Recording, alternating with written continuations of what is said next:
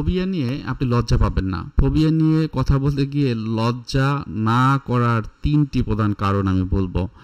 এইগুলো আমি কিন্তু আমার কাছে যারা আসে, অনেকে আছে যে এটা লজ্জার জন্য বলতে চায় না, আবার অনেকে খুব বেশি হাইপার অ্যাক্টিভ হয়ে বলে এটাকে লজ্জা হিসেবে দেখি না, এটা তো সিম্পল একটা বিষয়।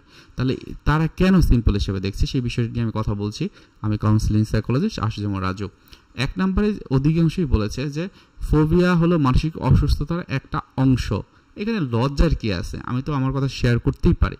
আমার মন খারাপ থাকে, আমার খাওয়া দাওয়া অনেক সময় অরুচি হয়, অথবা অতিরিক্ত পরিমাণে খেই, আমার ইচ্ছা লাগলে আমি অতিরিক্ত পরিমাণ ঘুমাই অথবা ঘুমাই না। ঠিক এমনই তো আমার একটা মনের একটা অবস্থা, যেখানে হয়তো বা আমার একটা ভয় কাজ করে, আমি মানসিকভাবে অসুস্থ হয়ে যাচ্ছি।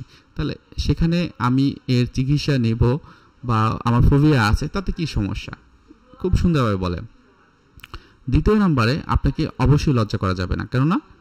কারণ হচ্ছে যে কথা বললেই আপনি সাহায্য পেতে পারেন। আপনি যদি কথা না বলেন, আপনি কিন্তু এখান থেকে সাহায্য পাবেন না, কেউ আপনাকে সাহায্য করতে আসবে না।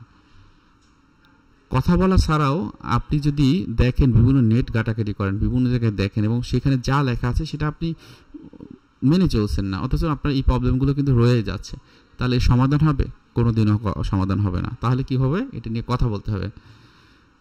৩ নম্বরে একটা বিষয় আপনি মনে রাখবেন, এই ফোবিয়া নিয়ে অনেকেই ভুগছে, তারা প্রপার ওয়েতে সামনের দিকে এগিয়েছে, চিকিৎসাটি ঠিকমতো নিয়েছে এবং তারা কিন্তু এখান থেকে মুক্ত হয়ে গিয়েছে।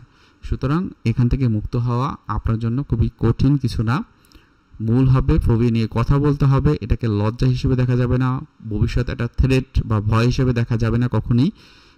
দেখলে কি হবে? আপনার সময় গড়াবে, আপনি আস্তে আস্তে বয়স হয়ে যাবে, আপনার এই ফোবিয়ার কারণে অন্যান্য মানসিক সমস্যাগুলো বৃদ্ধি পাবে, আপনার আগের যে টেনশন, সেই টেনশনগুলো এখন আরও ম্যাচিউরড হবে, আরও বড় আকারে ধারণ করবে। সঠিক সময় সঠিক চিকিৎসা নিন, দেখবেন আপনার ফোবিয়া আপনি নিজে নিজে মোকাবেলা করতে পারবেন। ভালো থাকেন, সুস্থ থাকেন। আসসালামু আলাইকুম।